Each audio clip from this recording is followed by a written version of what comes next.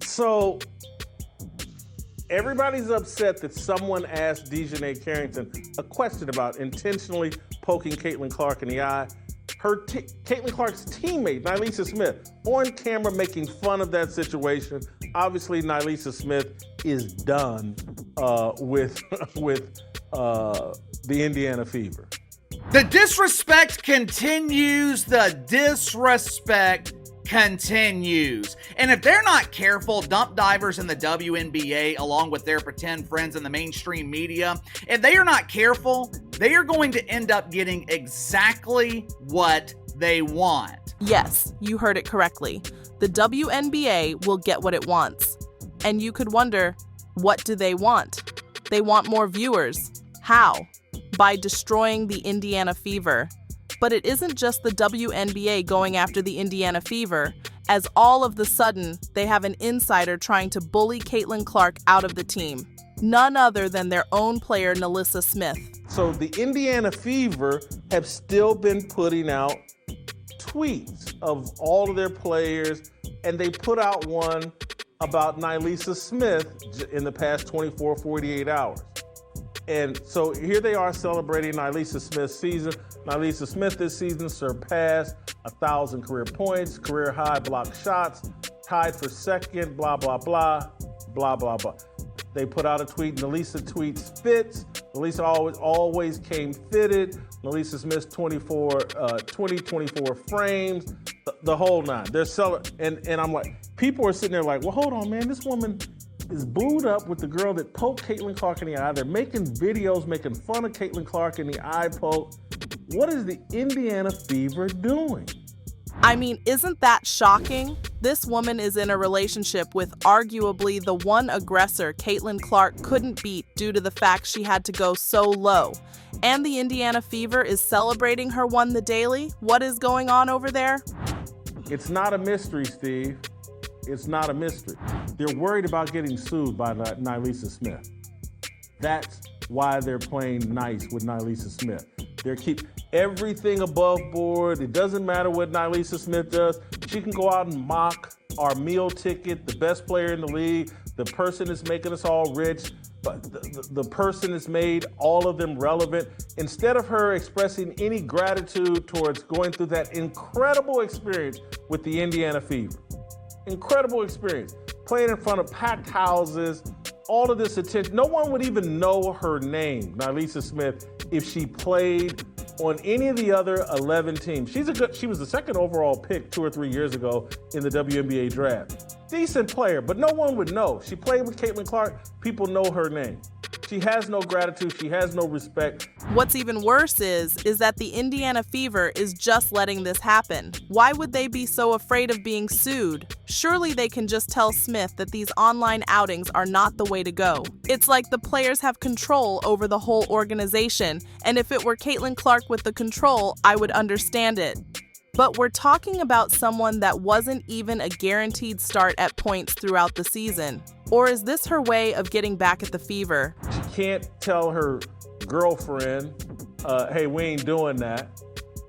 But the Indiana Fever, so afraid of getting sued by one of these professional victims that play in the WNBA, that they have to play nice and pretend like Nalyssa Smith isn't out trolling Caitlin Clark. There's no doubt about it, Jason. The Indiana Fever, they are not only pandering, they are in fear that if they don't pander, they'll blow back internally and then externally. And I would love to see the column that Christine Brennan writes about this, if she's even allowed to at this point.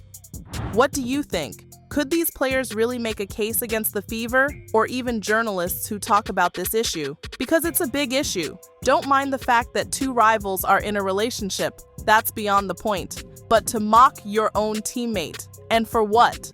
To please your boo? That's just wrong, and the Indiana Fever should set a standard here. But they know they'll get caught up in a race discussion and whatnot if they act upon it.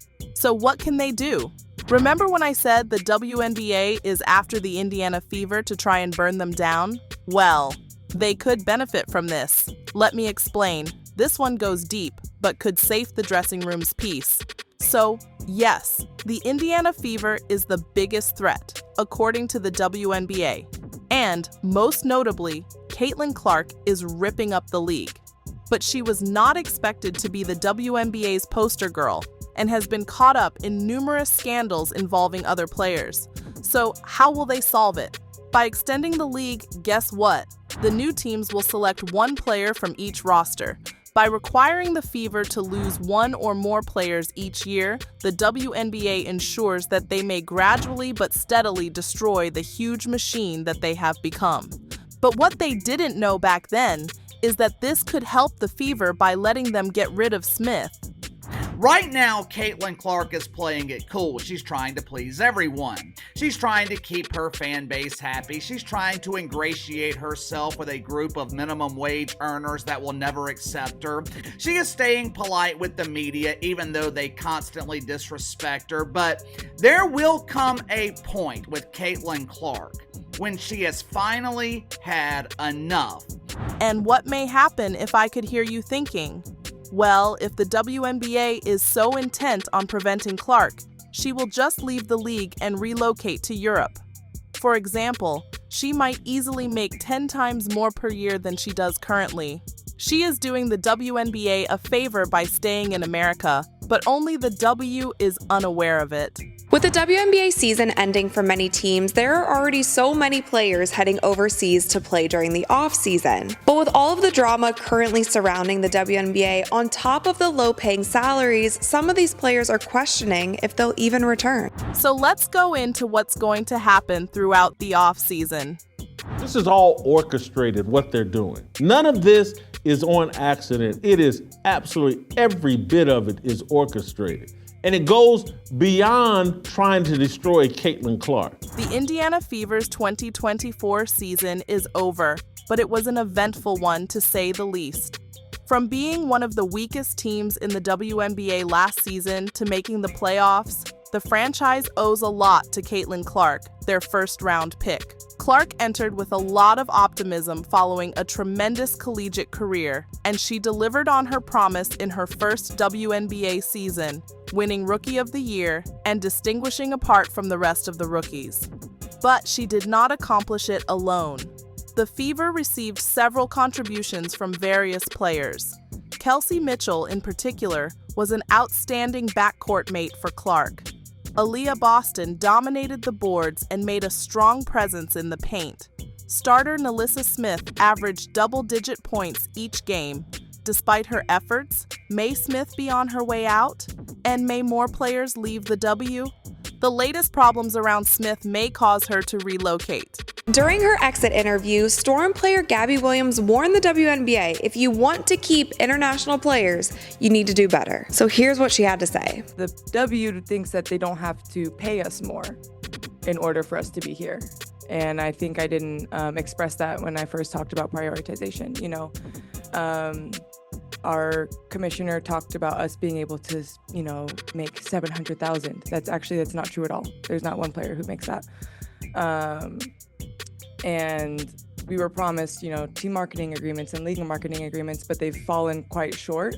So it's still not enough for us international players to want to stay here. And that's a choice of the players. If I make a choice to make more money and whatever, and then the, you know, teams are mad that I don't come back, but that's how it is. So yes, it just, the WNBA, you know, if you want us to be here, you have to pay us more.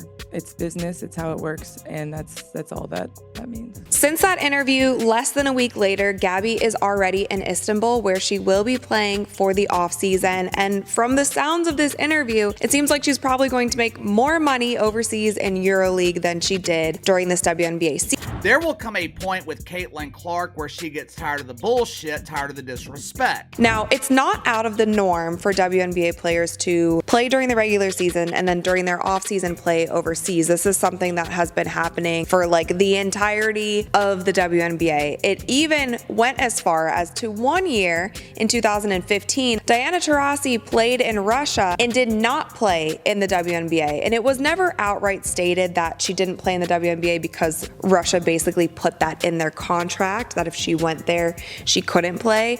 But that was pretty much what everybody thought happened, because because Russia paid Diana Taurasi at that time $1.5 million salary to play in Russia. Now, at the time in the WNBA, the salary, like the highest salary in the league, was $107,000. So obviously that's a huge jump. Diana took that offer. She played overseas, and at that time she was also like hands down the face of the league. The WNBA was not as popular as it is now, but that was an opportunity that Diana took. And I feel like with the growing popularity of the WNBA and with players able to, make money off brand deals and this and that, and their celebrity rising, there could be a world where more of these private owned EuroLeague teams, I could see some of these teams going after some of our star players in the WNBA. And if the money makes sense, if the business aspect makes sense, we could lose more players to playing overseas, like Gabby kind of alluded to here. However, the Fever and the WNBA should be concerned about more than just players leaving abroad. After months of speculation, the WNBA has finally confirmed the conditions for the Golden State Valkyries expansion draft. The expansion draft will take held on December 6th at an unannounced time. Golden State will be able to choose one player from each team and one unrestricted free agent. Teams can keep 6 of their 12 players from being selected in the expansion draft. Teams' rosters date back to the end of the 2024 season. Therefore, any player on an active roster, even unrestricted free agents, is eligible for protection. In some cases, clubs should protect their UFAs. This summer, every team has a core available, and a player may be cored, equivalent to an NFL franchise tag, for up to 2 years. For the Fever, it makes sense to protect Kelsey Mitchell. She is a UFA who can be cored, giving Indiana exclusive bargaining rights in exchange for a Supermax contract. Teams will be asked to submit protected player lists around 10 days prior to the expansion draft. The league will not make the protected lists public, but it will reveal who was chosen in the expansion draft. Indiana Fever can only protect 6 players from the Valkyries expansion team. The WNBA will host an expansion draft at the end of the year to help the league's newest team, the Golden State Valkyries, choose players to help begin their franchise. Current WNBA clubs may only protect up to 6 players from being selected. If the fans got their way, Smith would not be one of the 6. Many have opted not to include Smith in their top 6, especially after her recent comments of mocking the Fever's star player. I guess your time is up, girl. Maybe you could join your boo at the Sun. Smith had a strong start, starting 37 of 40 regular season games, but she fell out of favor with head coach Christy Sides during the postseason. Smith played only 13 minutes combined in the Fever's 2 playoff games against the Connecticut Sun. Clark will most likely be paired with a new starting forward in 2025, one that doesn't make fun of her. With the terms officially set, here's who I feel are protection locks for the Fever, on the fence, and most likely unprotected. Spoiler alert, Smith won't make the cut. The Fever are set to offer their first 3 protected slots to their Big 3, who helped Indiana return to the playoffs this season: Kelsey Mitchell, Caitlin Clark, and Aaliyah Boston. Some Indiana Fever players are also debating whether to participate in the WNBA expansion draft. The Fever must select 3 of the following 4 outstanding servants for the squad this year. All of these players have a strong case for being protected. They have been starters or significant bench players all season. However, additional factors may lead the Fever front office to choose one alternative over another. Lexi Hull, Damara Dantas, Temi Fagbenley, and Nalyssa Smith. For Nalyssa Smith, under normal conditions, the Fever would protect her. However, with extraneous events dominating the season, such as Smith complaining about the number of touches she's had this season and claiming she didn't contribute as much as she planned, I feel the two should part ways. As a former number 2 selection, the Fever may protect her while also trying to gain from a trade, or they might keep her for the last year of her rookie contract in 2025. But at the same time, with these new scandals, the Fever might want to get rid of her as soon as possible, and maybe for the better. These 5 players, in my view, are the most likely to go unprotected during the expansion draft, leaving them free for the Valkyries to choose. However, just because these players are unprotected does not mean they will all be picked. Only 1 player from each club will be chosen.